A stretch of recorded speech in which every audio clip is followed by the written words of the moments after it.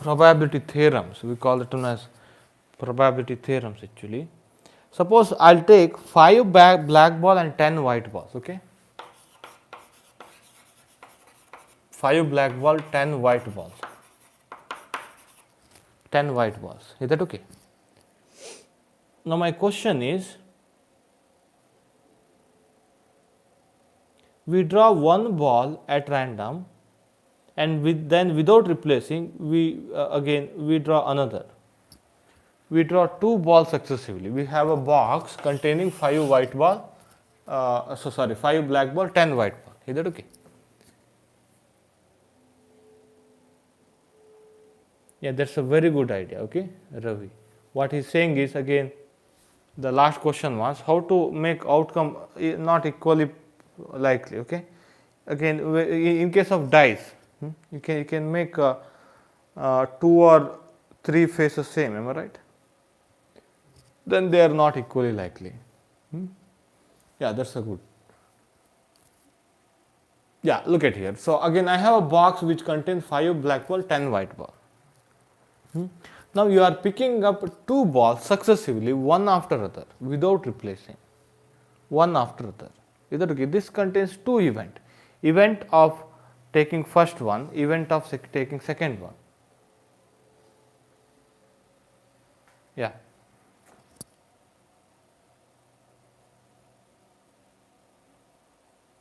Yeah, that's correct. Okay, original definition of probability is for equally likely event. That's correct actually.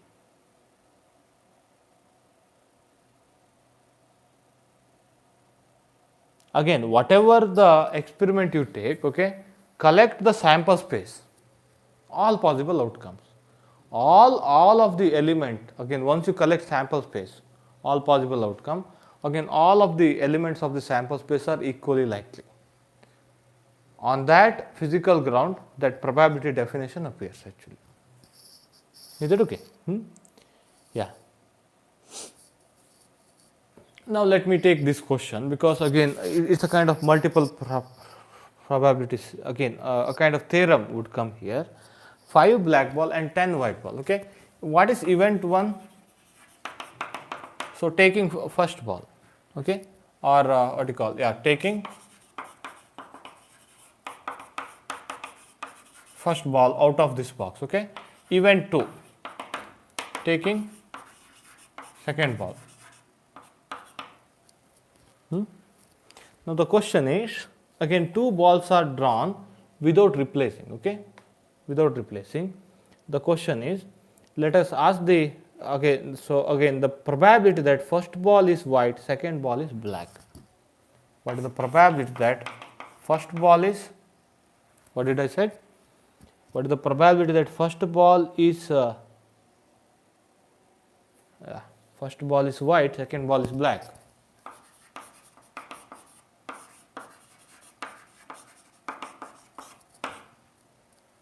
Is that okay? We need this probability. We need this probability. Now look at here. When first ball is white, second, again, now you have 2 events, isn't it? So again, when you see the sentence, probability of getting first white and probability of getting second, sorry, what I have written? Second black, am I right? Probability of getting first white and second black, isn't it? So this contains, again, look at this sentence here. Again, sometimes we can solve that probability question using sentence. What is the probability of getting first ball white and comes, am I right? First ball white and second ball black, isn't it? Now in that case, again you can take this idea. This is nothing but, so probability of getting A and B, isn't it? Probability of getting A and B. So that's equal to probability of getting A, okay, multiplied with probability of getting B. So knowing that A already happened, so put some index A, because A happened. Your first event is affecting, because your first event is decreasing total number of balls. It's not just similar to tossing one coin many times. Or again in each and every case, again it's a fresh trial. Am I right? Each and every tosses, whatever you do, those are very fresh. But here, first event, that is decreasing number of balls, that is affecting the second event. So that's why again probability of getting A and B, okay, one after other,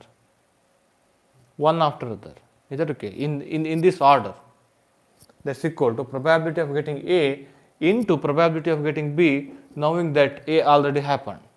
Okay. So now we shall try to solve this one. What is this one? That's equal to probability of getting white, isn't it?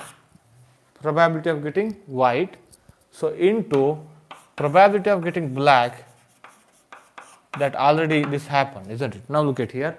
What is the probability of getting white here? Well, again 10 possible outcomes, 10 possible white balls, isn't it? Again when you pick up, again what is the number of element in the sample space? 15, am I right? You can get 15 different balls. Now out of that, so 10 are favored, so 10 are white balls, am I right? 10 by 15, isn't it? What is the probability of getting black? Yeah, 5 by 15, am I right?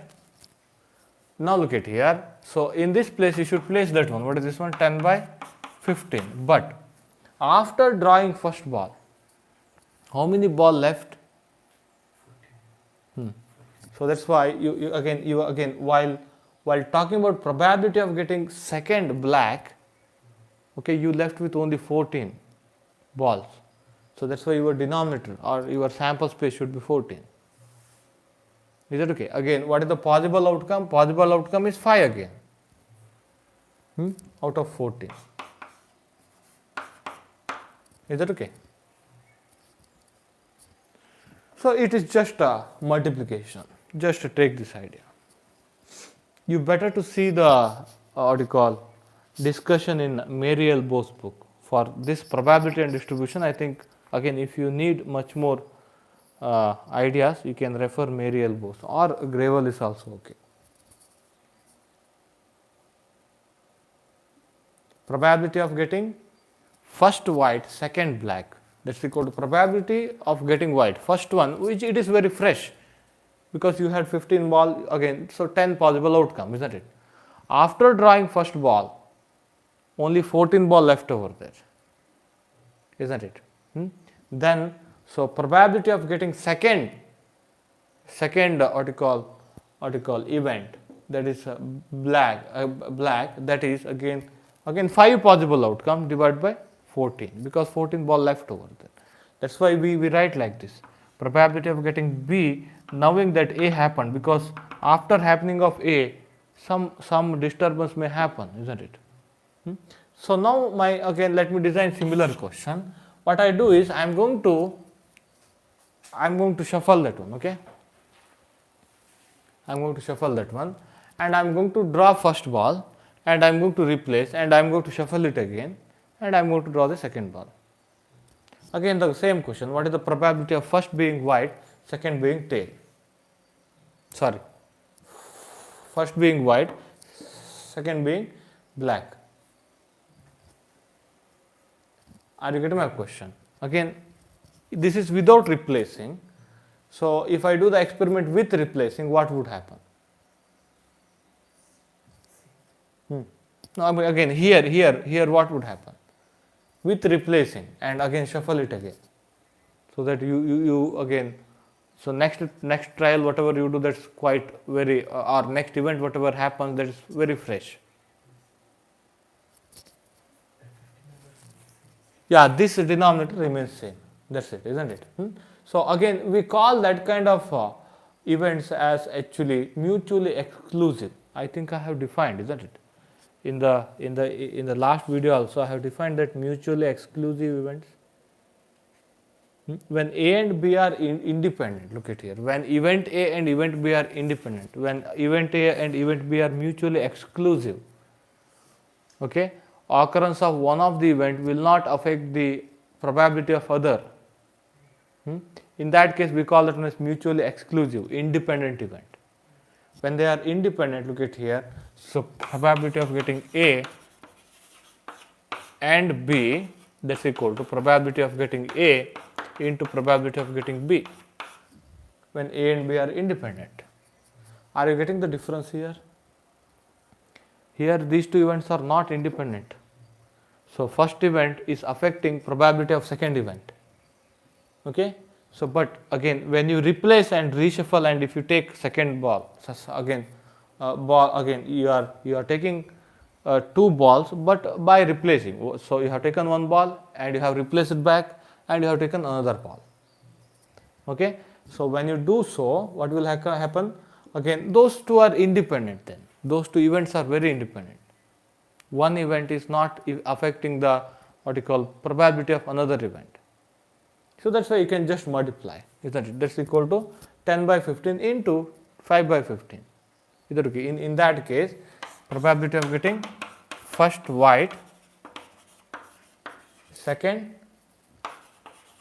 black. You have taken first ball, you replace it, and you have taken second ball. Is that okay? You have replaced. That's why. So that's equal to probability of getting white into probability of getting black. So that's equal to 10 by 15. So into 5 by 15. Why you have replaced? When you replaced and when you take second ball, again you got some number of element in the sample space 15 only. That has not decreased. Okay. I hope you got the idea.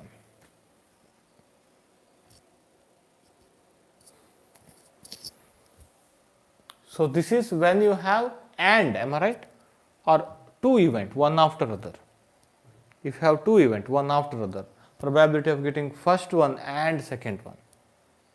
When you have and here, A and B. Okay. So next one is, next idea is, again I think I have given this one, am I right? Have you seen in the yesterday's class, yesterday's video that I have uploaded? Probability of getting either A or B.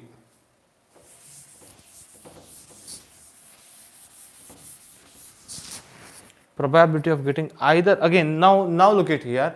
So wait a second, before getting into next one, let me give one more application of that one. Now you toss coin thrice. You toss coin thrice. Okay, 3 times. Event 1, event 2, event 3. You toss one coin thrice. Okay. Now, what is the probability of getting all 3 head? Probability of getting event 1 head and thereafter. Probability of getting event 2 head and thereafter. Probability of getting event 3 head. Can you apply that one? And, am I right? Again, you can extend that one to any number actually. How do you extend that one? Can I say again, because these are independent events, remember, one event is not affecting the other. First toss is not affecting the second toss outcome, isn't it? Second toss is also equally likely, head and tails are equally likely, isn't it? Now, probability of getting head into probability of getting head into probability of getting head. What is this one? 1 by 2 into 1 by 2 into 1 by 2, that's equal to 1 by 8. You can extend this idea, isn't it? You can extend this idea. Are you getting my point? So that's why, again, probability of getting A and probability of getting B, probability of getting A and B. You have two event, okay? Probability of getting first event A, second, and probability of getting second event B. This is equal to probability of A into probability of B if A and B are independent. I have done the same thing for three events. You can extend that one for any number actually. Okay? Yeah. Now we shall solve some more question. Then again you should solve question from Graver. Okay? Then only you will grab some ideas on this one. I hope you got some ideas.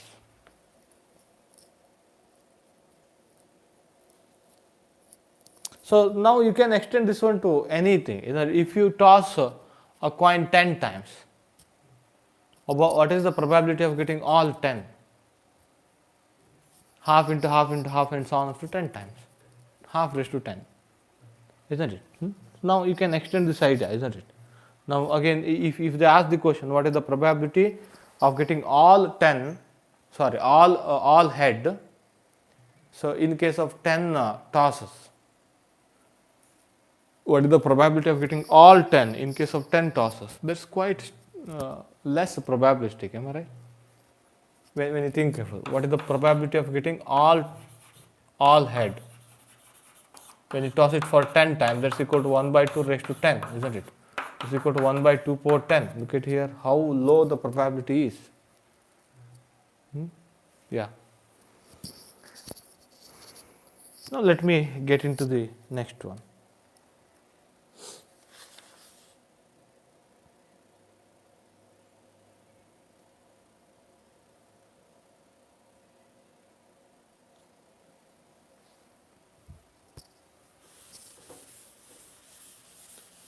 Now again, probability of getting either A or B.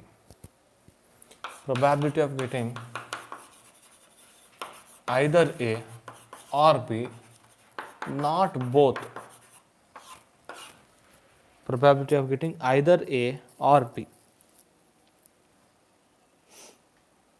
Okay, we write that one as probability of A plus B actually.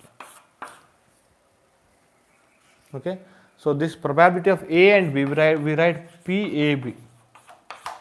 Can you write that mathematical sentence? Probability of getting A and B, we write it as probability of AB. So again, probability of getting either A or B, we write it like this. Okay, so that is equal to actually probability of getting A plus probability of getting B. Okay, sometimes we can get both, am I right? In the sample space, okay, you may have both A and B. We can take some example. Okay, that's why you should subtract with probability of getting both. This is probability of getting both. Is that okay?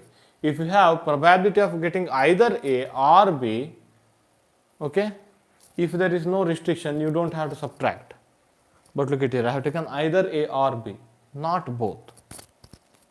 Then you should subtract with this one. Probability of getting both, again A and B, both A and B.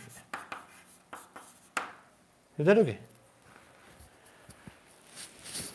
We shall try to apply this one. Wait a second. If A and B are mutually exclusive, again, wait a second. I think whatever I said earlier, those are independent events. Am I right? I talked about independent event. Mutually exclusive means if one happens, other will never happen. Then we say they are mutually exclusive. I think in the video that I have uploaded, I gave these ideas. So somebody quickly reply who have watched that one completely. Yeah. Yeah, I already given this equation, but whether I have given that the definition of mutually exclusive exhaustive event, it's a set of events said to be exhaustive if it includes all possible events. Mutually exclusive event, if occurrence of one of the event precludes the occurrence of all other, or if it is not affecting occurrence of other event, we call that one as mutually exclusive.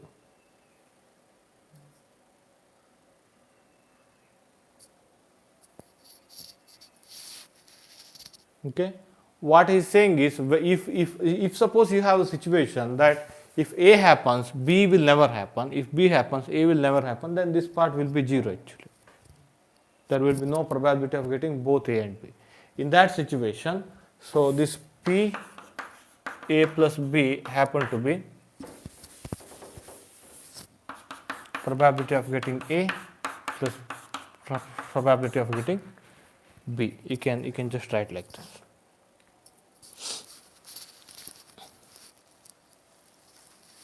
Now let me take one more example here. two students are working separately on the same problem. Two students are working separately on the same problem. If the first student has probability half of solving it and second student have got probability 3, 5, 4 of solving it, what is the probability that at least one of them solves it? Okay, wait a second. I think I have given this one. I have given this one in the last video. No, I haven't mentioned this formula. This formula you have mentioned. Yes, but I haven't mentioned this one. That also mentioned. Again, I think I haven't mentioned mutually exclusive event. That again, exclusive. The word itself means that one. Am I right? Try to grab that one. Again, from Grewal, the definition of exhaustive event, mutually exclusive event, equally likely events, like that. Okay, yeah, just grab that one. Anyhow, again, I gave enough examples here. Now look at here. My question is, two students are there.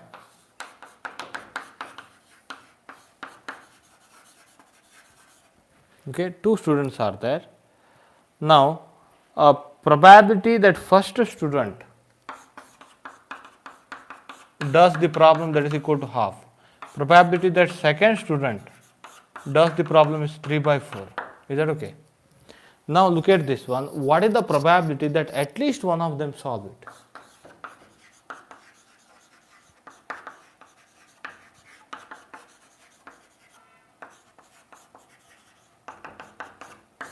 What is the probability that at least one of them solves it?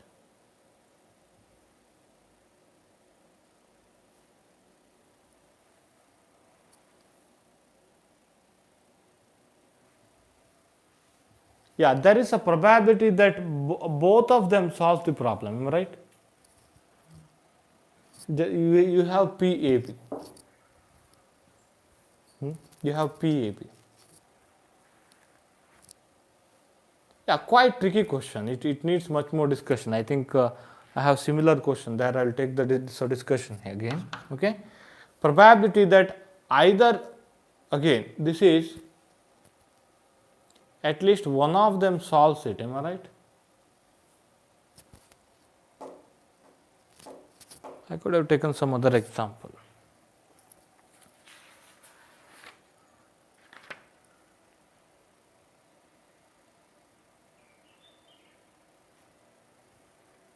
Yes. So again, what is your idea? Quickly. Probability of getting first probability of first student solves it or second student solves it. Am I right? Probability of getting either first student solve that one or second student solve that one. Wait a second. Wait 1 second.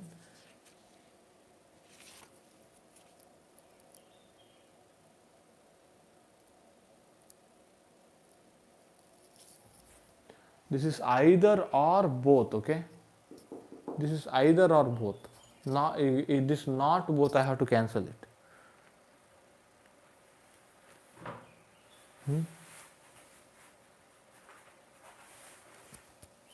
Wait a second. So, just keep thinking about this one. Here, I should have one.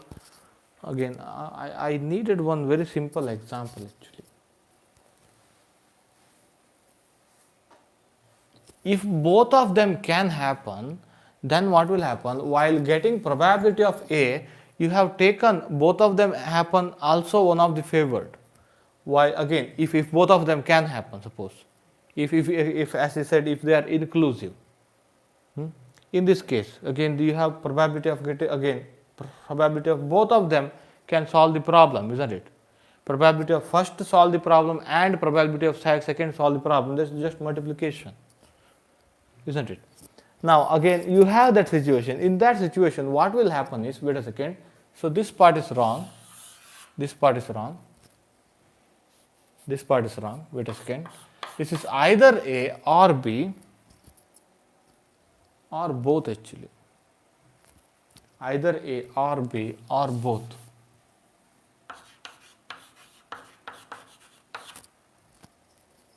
That is denoted as PA plus B. Can you just rewrite? That's quite very important. That was very genuine mistake. So again, whenever I see the subtraction of this one, I thought it is not both like that. Okay, it is not like that. Let me explain this one. Let me explain. Actually, I haven't seen that statement properly. The statement what he has done, probability of either or both. The problem arises in understanding their English. Is that either or both means either A or B or both.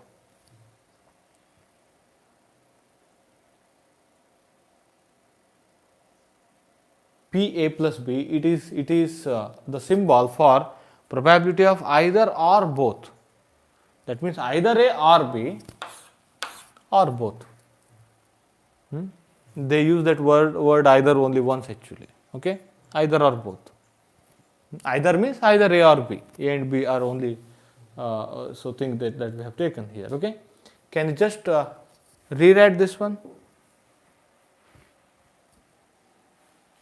Can just rewrite this one. That's why soon after the class you should go through that one. Look at here. This kind of even small thing that does matter actually. Now why we have to subtract? Now we should first convince ourselves why we have to subtract. Because while defining probability of getting A, your sample space may contain probability of getting both A and B. You might have counted that one. Am I right? While getting probability of B, then also you might have counted that probability of getting A as well as B, isn't it? So that's why they may be merged here. Again, you might have overwritten here. So to take off that one, you should subtract with that one. Okay. So I think I better to take some other example. This application will come in other example. Let me try to explain over that. Okay. Now that's why probability of getting at least one of them solves, either first one solves or second one solves or both. At least, he said at least. If both solves, then that contains here, isn't it? Okay, at least one of them solves the problem. So that means if both of them solve the problem, then also it includes that one. At least means either first student solve the problem, or second student solve the problem, or both. Okay, so that is equal to half plus 3/4 minus. So can I write like this? Probability of getting first student solve the problem, probability of second student solve the problem, okay, minus probability of getting both solves the problem. Probability of first student solve the problem and second student solve the problem.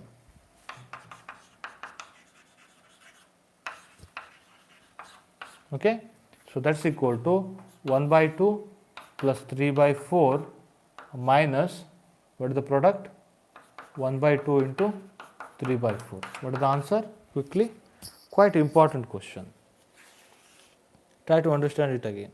3/8, am I right? This one, 1/2 plus 3/4, 7/8. Any question?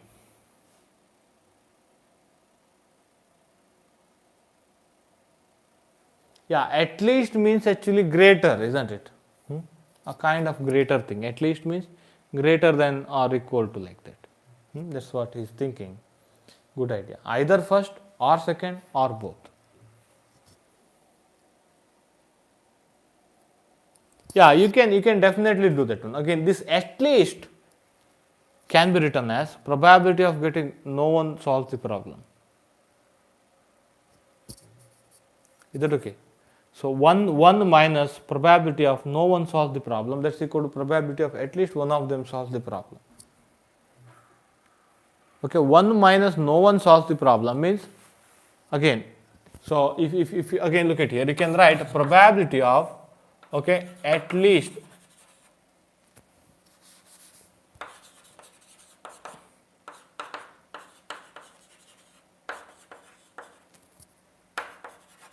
okay, plus probability of no one solves the problem.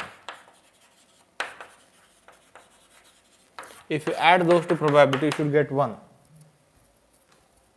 Probability is that again either this happens or this happens, isn't it? Is there any other possible thing?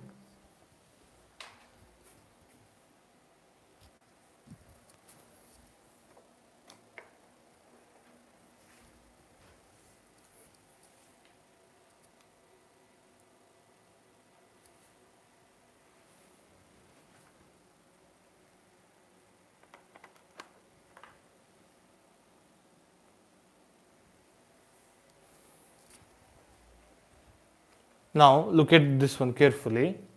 Probability of at least one of them solves the problem plus probability of nobody solves the problem. That means this contains probability of getting one of them solve the problem. Probability of getting only one solve the problem. Only one student solve the problem. Probability that both students solve the problem. Probability plus probability of no student solve the problem. It contains everything in the sample space. Then that's the kind of total probability. That should be equal to 1, just like our normalization factor.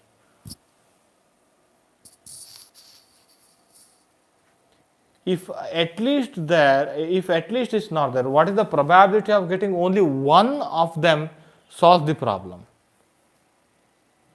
Okay, then that is probability of getting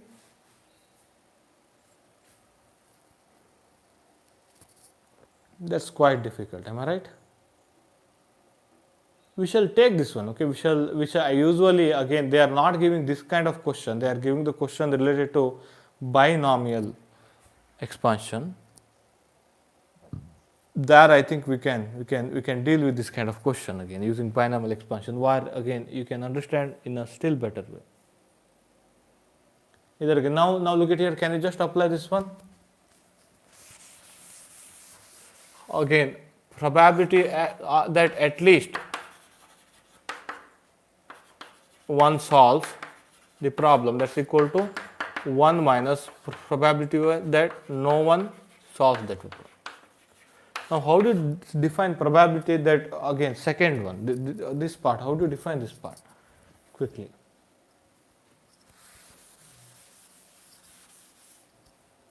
Probability that nobody solves the problem. Probability that A fails and B fails, am I right? Can I say like this? Again, if a probability that A succeeds is half, what is the probability of A being failed? That's equal to half again.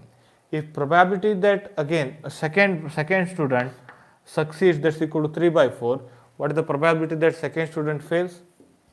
1 by 4, because when you add that one, again, either he should succeed or fail. So that's why you should take 1 by 2, you should take 1 by 4, you should multiply 1 minus 1 by 8, 7 by 8, that's what you got here.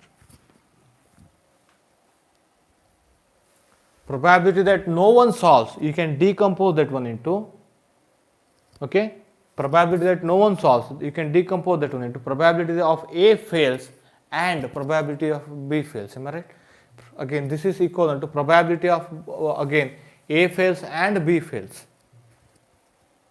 Okay, if probability of first one succeed is half, if probability of second one succeed is equal to 3 by 4, again their probability of failing is 1 minus this one, am I right?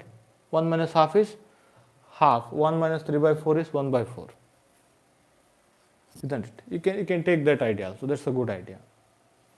At least is equivalent to 1 minus none actually.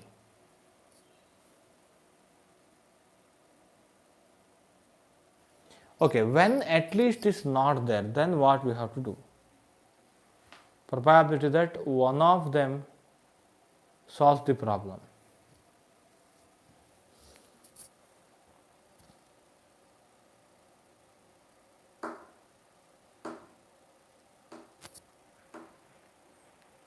The last question that remained is, if at least is not there, then what we have to do? Probability that one of them solves the problem.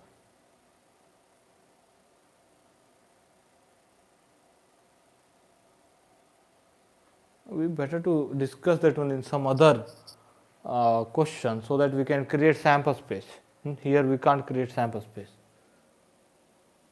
Yeah, he's saying we can write it as P of A plus P of B. Am I right?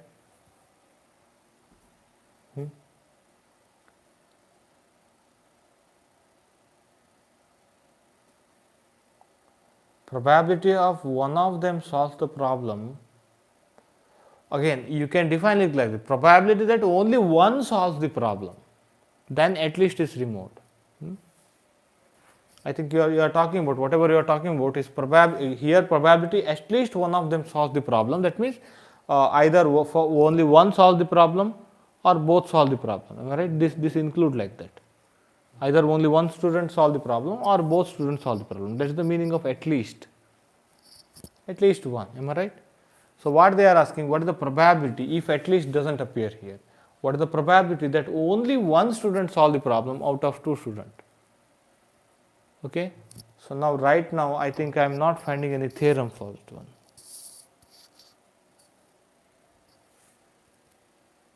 Probability that only one student solve the problem. It's not just addition, okay? We do this subtraction because overwriting will happen here. That's why we just subtract that one.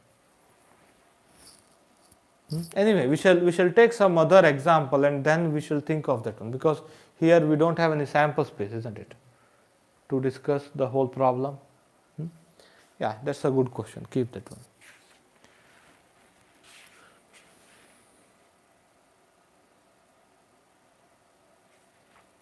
Now let me upload one more problem later. You just try to solve that one. Let me slowly move on. Let me take one more question from Gravel.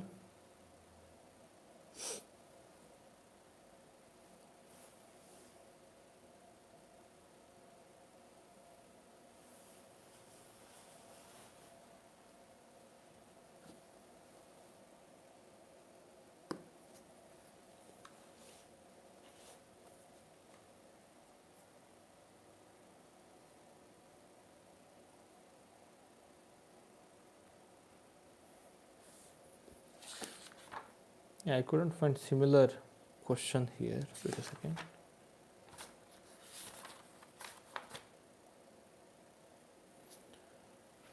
I hope you know, I think I have explained about cards also, am I right?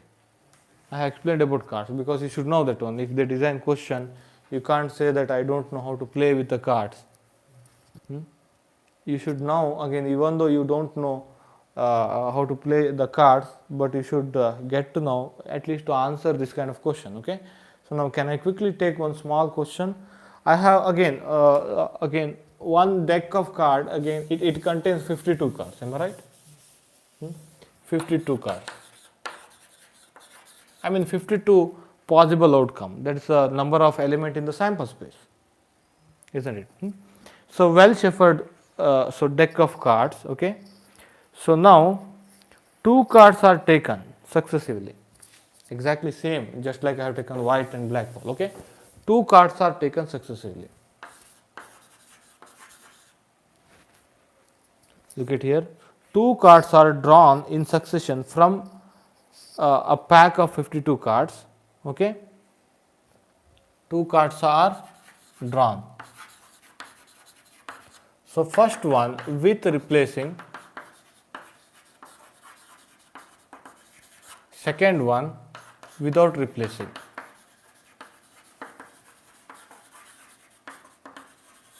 Okay, you got two question in that question. That is actually example from Gravel. Okay, just try to solve it.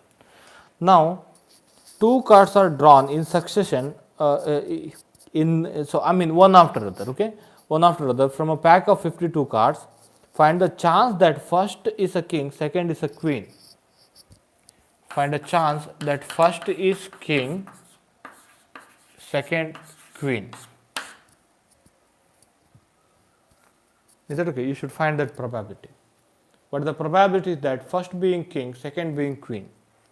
And, am I right? Look at here. Just like drawing 2 balls, just like I have taken earlier. That's equal to again, if you are taking with replacing, then they will be mutually independent event.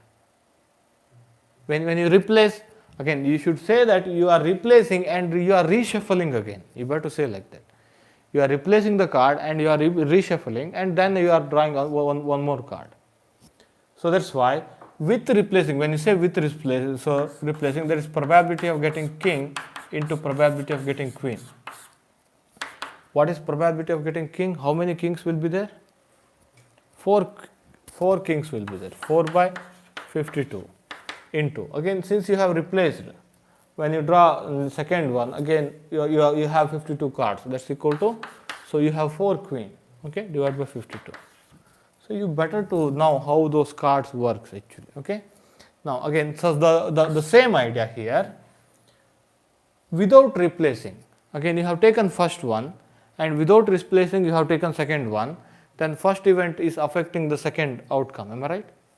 Because number of cards are decreased, number of element in the sample space decreased after drawing first one, okay. So that's why without replacing, that means probability of getting king, first king, and probability of getting queen, that you already drawn first one, knowing that first event happened, that's equal to 4 by 52 multiplied with 4 by 51. Because after drawing first card, how many card left? After drawing first card, how many card left? 51 card left. What is the now number of possible outcome favorable to queen? That is 4 again. Divided by total number of sample space is 51. Wait a second, let me answer your question. I hope you got this idea. Try to apply it here. With replacing means they will become independent. Number of element in the sample space remains same.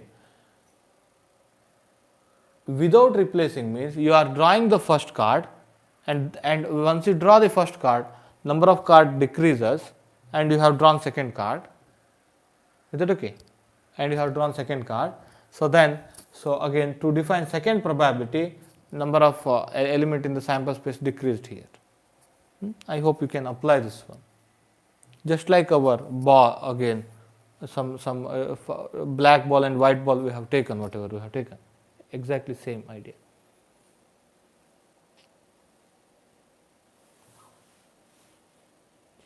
Wait a second, we shall have that idea in some other example, okay. Again, if at least is not there, okay, keep that question, because here I don't have any sample space. He defined probability actually. What he is saying is, his idea is just add and leave. That means you are getting either A or B.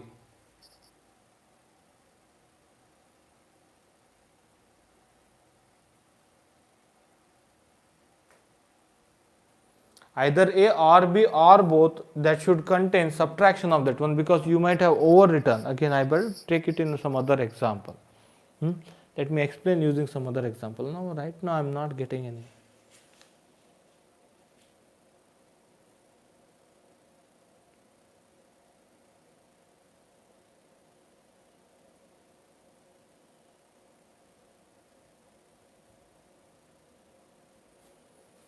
Yeah, I hope you can do some problem. Again, let me solve some more problem in the problem solving class. Again, I wish to, again, I am running out of time. Quickly, let me take you to other theory. Yeah, let me talk about that one, okay? Because this example I can't, again, if you say something, if you make any statement, you should be able to argue physically, again, how it happens, isn't it? Again, now I am arguing why you have to subtract to take either one or second or both, because so while talking about probability of first one solve the problem, okay, it might have included second one also solve the problem. While talking about probability of second one solves the problem, it include first one solve the problem also. It is overwritten over there. That's why you have to subtract. Either A or B or both, isn't it? So that's why you have to subtract. That is the physical idea why we are subtracting here. Now just by removing this one, don't think that this R both is removed. That overwritten part is remained actually. That's what I am thinking. Overwritten part is remained. That's why we better to take some example. Then I'll explain if at least it's not that what we can do. Okay. Now let me slowly get into again, or you come out with a example, similar example where we can create sample space. Okay. I think here you can do that one.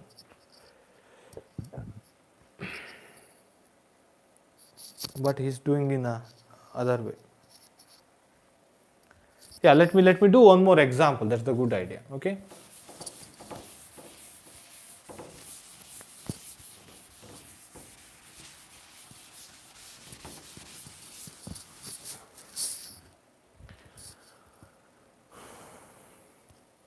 A pair of dice tossed twice. Pair of dice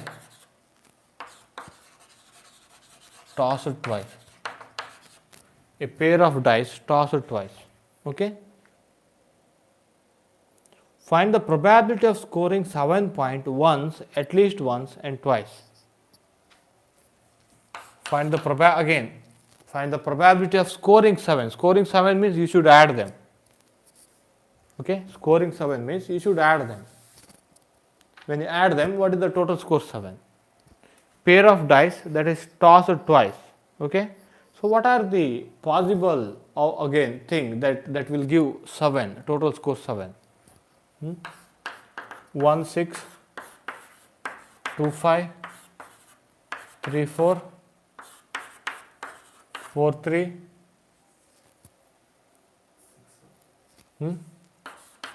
5 2, 6 1. 1 2 3 4 5 6. How many total number of element in the sample space? How many? Again, if two dice are tossed, what is the total number of possible outcomes? Each one of them have got 6 possibility. Each one have 6 possibility. So now you have 2 dice, you have just thrown. Is that okay? What is the total number of possibility? First one can have 6 possibility. Thereafter second one can have 6 possibility. Principle of counting, 6 into 6. Principle of counting. Just I have taken some pant and shirt problem, number of possible way of dress up with, isn't it? So similar to that one. That's why total number of possible outcome is 36 actually. Okay, when you just toss that one. Now my question is, what is the probability of getting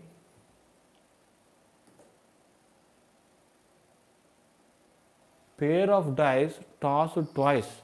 You have 2 dice. You are not only tossing that one once, you are tossing that one twice actually. 2 events are there. Okay. Pair of dice tossed first time, first event. Okay. Pair of dice tossed second time. Let me take that one as an event. That's a good idea. Okay. Now, pair of dice tossed first time, pair of dice tossed second time. Okay. What is the probability that both of them, or probability of getting only one 7? Probability of getting 7 only once. Now, how do you find that one? What is the probability of getting only one 7? Actually, he does the problem in a different way.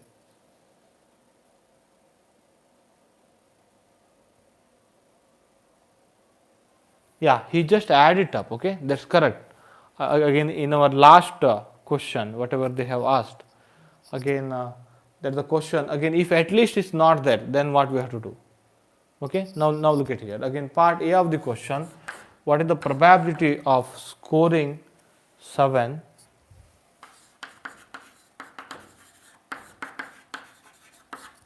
once? So then, what is the probability of scoring 7 at least once? Okay. Next question is, what is the probability of scoring 7 at least once? Here comes your problem. We have sample space also actually. We shall think of that one. Now look at here. What is the probability of getting what you call again? So that's equal to probability of getting scoring 7 once. That's equal to, can I write it as like this? Probability of getting, you have two events, am I right? Probability of first event scores 7, okay, plus probability of getting second event scores 7. Can I write like this? What is the probability of that it scores 7 when you toss pair of dice? 1, 2, 3, 4, 5, 6. 6 by 36. Or that's equal to 1 by 6. So can I keep it one side? In any one of the trial, okay, in any one of the trial of throwing two dice together, okay, probability of getting or probability of scoring 7, that's equal to 1 by 6, isn't it? Now again, or 6 by 36. Now probability that first one scores 7 or second one scores 7, am I right? Probability of getting scoring 7 once. That means either first event scores 7,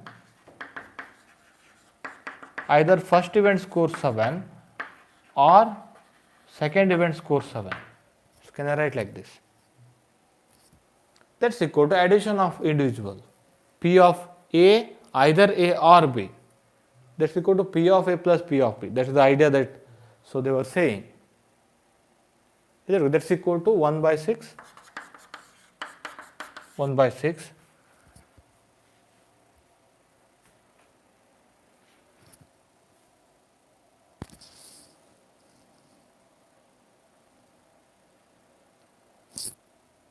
What is this one? 1 by 6 plus 1 by 6.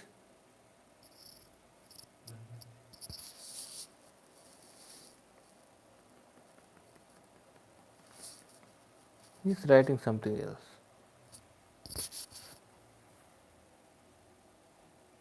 Okay, it is tossed twice, am I right? Again, I should not take both, but I can talk about individual probability. Wait a second.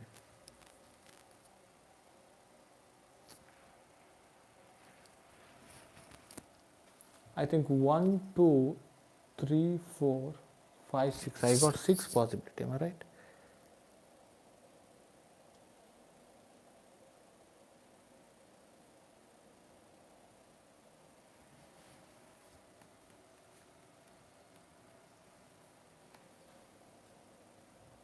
He has taken 5 by 36. I am not getting why.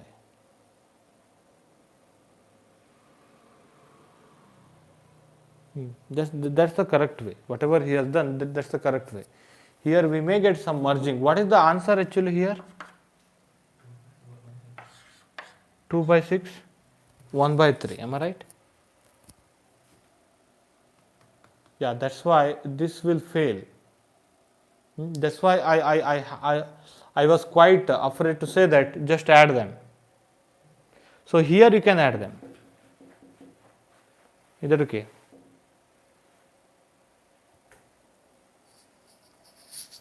Here you can add them. You can write it as you can add. Wait a second. Here, let me do this one first, okay? Because I have a theorem for this one. Probability of getting score 7 at least once. Am I right?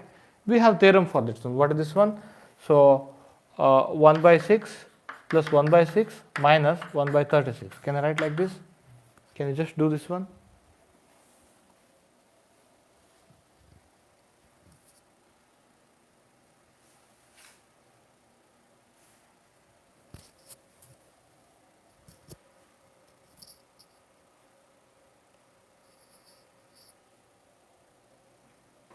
Wait a second. If we clarify this question, I think that question can be clarified and how to answer that one if at least is not there. Okay, he is not solving using theorem actually, but look at here. We can again, our ultimate aim is to learn how to apply that theorem. Okay, scoring 7 at least once.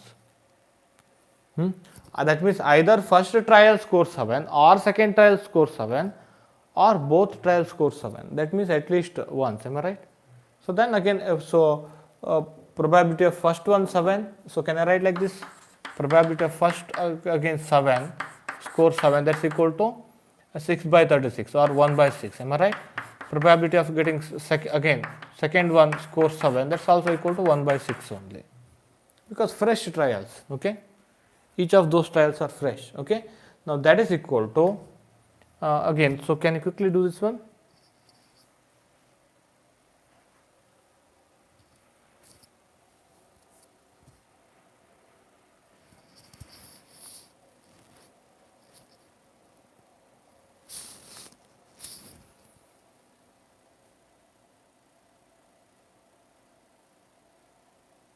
Eleven by 36, 12 by 36 minus 1 by 36. This is correct. There is no what you call nothing wrong in applying that theorem if you have at least, because it contains both also. So that's why I said either or both. He has given the statement in Merrill-Voss. He has given a statement either A or B or both. Then P of A plus P of B minus P of AB, because we will overwrite actually. We will overwrite. What I am saying is, again when you add these two, what will happen if you just add these two? When you add this, look at here, probability of getting first 7, okay, this may contain probability of getting second 7 also, second toss 7 also. Probability of getting second 7, that may contain probability of getting first 7 also. It is overwritten here, that's why we have to subtract. So to get probability of getting either this one 7 or that one 7 or both actually, okay. So when you subtract this one once, what would happen is, when you subtract that one once, can you subtract this one twice? If you subtract twice, what would happen? You get 0.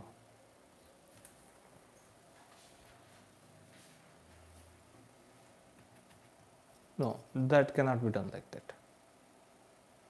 I am trying to apply a theorem for this one. That theorem don't apply for this one, okay?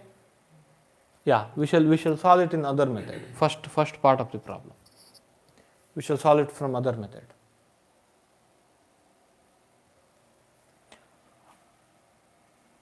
Now look at here.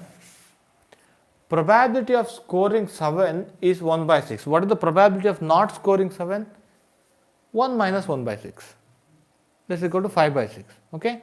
Probability of scoring 7 is equal to 1 by 6. Probability of not scoring 7 equal to 5 by 6. Am I right? Just keep that one in mind. We shall solve first part. Second part we can apply our theorem. But for again, that's why I said, look at here, we failed here. Am I right? Just adding them, again, that's the wrong answer. So that is probability of scoring 7 only once. That means probability of first toss is 7, second toss not 7. Okay. Probability that first toss not 7, second toss 7. That cannot be done by just adding them. Because when you add them, again you are just adding probability of getting both 7 also. This includes probability of getting both 7. Here it was overwritten, that's why we have subtracted. It was overwritten. Okay. Probability of getting both comes here as well as here. Isn't it? So that's why we should subtract with one of them, so that we get either A or B or both. Since it was overwritten. But here you can't just get that one by just adding that one. This was good example. Now look at here. So in that case, so probability of getting first toss 7, second toss not 7. How do you find this one? And one after other, two events, one after other. That's equal to, how do you find this one? First toss 7 means 1 by 6. Second toss not 7 means, what is the probability of getting not 7? Probability of getting 7 is 1 by 6. What is the probability of getting not 7? Probability of not getting 7, 5 by 6. That's equal to 5 by 36. probability of getting first 7 and second not 7 and one after other, am I right? Probability of getting A and probability again and B. What is this one? Probability of getting A into probability of getting B. Isn't it? So both are independent, okay? Both tosses are independent. One is not influencing the other. No need to write a decreased sample space like that, okay? No need to worry about it. Both are independent. Both tosses are independent. Pair of dice, toss it twice. Pair of dice, toss it twice, okay? That's the idea. Now, that's equal to 5 by, again, similarly, probability of getting first not 7, probability of getting first toss not 7 and second toss 7, that's equal to 5 by 6 into 1 by 6, that's equal to 5 by 36 again. Now you should add these two. Are you getting why it will not work? Either okay. Now you have to add these two, then you are getting probability of getting 7 only once. That's equal to addition of these two. So 5 by 36 plus 5 by 36 that's equal to 10 by 36, that's equal to 5 by 18. That's correct answer. Now here you got wrong.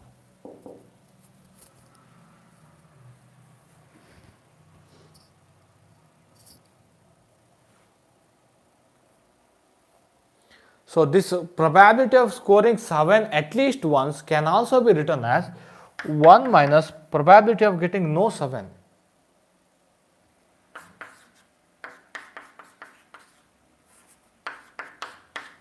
In both the trials, isn't it? Then how do you find probability of getting no 7? 1 minus probability of first is not 7, probability of second trial not 7. That means 5 by 6 into 5 by 6, that's equal to 1 minus 25 by 36. What is this one quickly?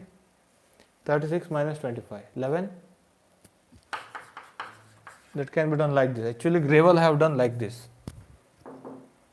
Because he hasn't introduced at that stage, at that problem stage, he hasn't introduced that theorem. But I am trying to apply that theorem for that particular thing, at least. At least can be done like this also, just like, okay? At least one toss gives the 7, that's equal to 1 minus none of the tosses gives the 7. At least one means either one or both, isn't it? Either first toss 7 or second toss 7, either first trial 7, second trial 7 or both trials 7, isn't it? What is left? No trial 7, am I right? Probability of getting only again first trial 7 plus probability of getting second trial 7, so again plus probability of getting both trial 7 plus probability of getting no 7, the total probability should be equal to 1. That's how I applied, okay? Try to solve this one again.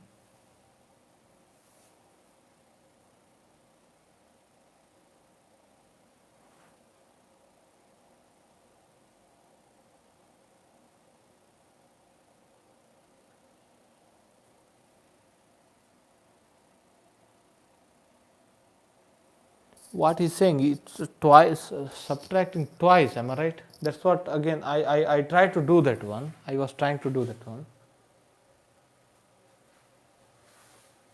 Yeah, again, that's what I thought in the middle, am I right? But I did some calculation mistake.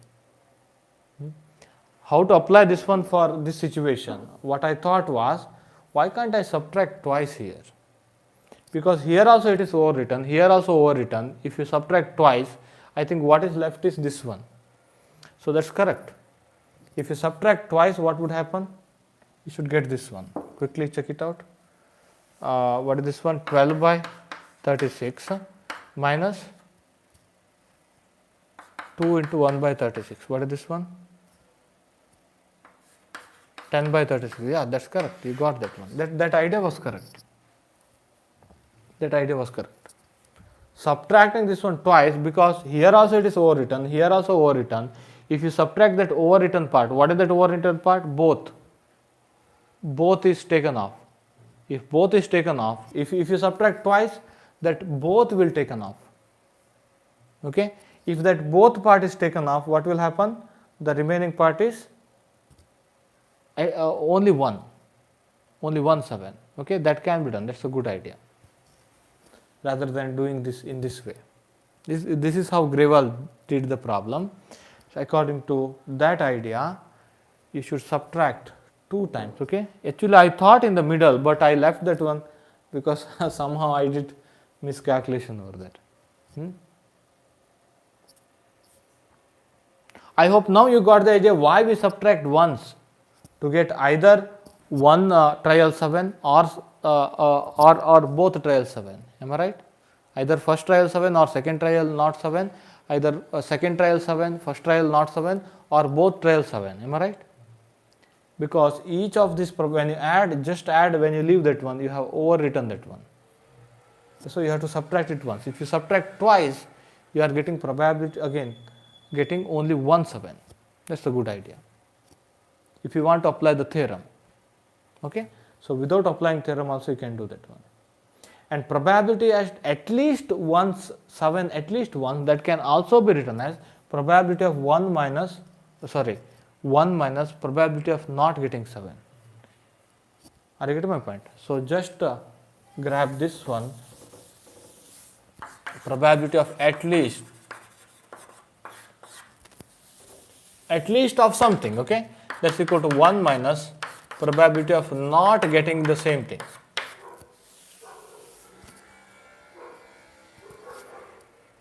Try to apply this one. Okay, yeah, solve all of these problems whatever I solved again, and try some different problem from the book. Okay, that's a good idea. Yeah, that's a good idea. The best idea is to subtract it twice, so that again we subtract once, because if you just take off overwriting term from one of them, other part let it be remain, because you need probability of getting both also here. But that both should not be counted twice. That's why we subtract it once. If you subtract that one twice, you are subtracting from this one as well as this one separately. That means you will get that one. That's a good idea.